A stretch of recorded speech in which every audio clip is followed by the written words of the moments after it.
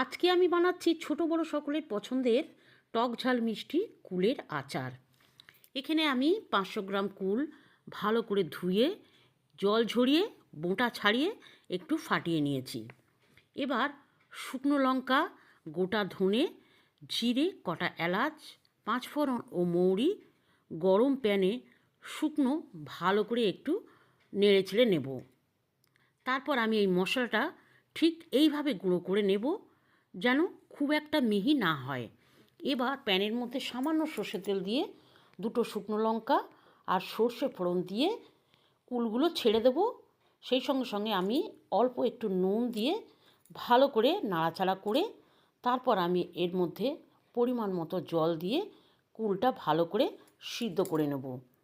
কুলটা যখন ভালো করে সিদ্ধ হয়ে যাবে তখন আমি এর মধ্যে 500 গ্রাম আখের গুড় দিয়ে দেবো। এবার গুড় যখন একদম গলে যাবে আর রস বেরিয়ে আঠা আঠা ভাব হয়ে যাবে তখন আমি আচারে ভাজা মশলা, অল্প বিট লবণ ও 1 চামচ ভিনেগার দিয়ে ভালো করে নাড়িয়ে নামিয়ে দেব।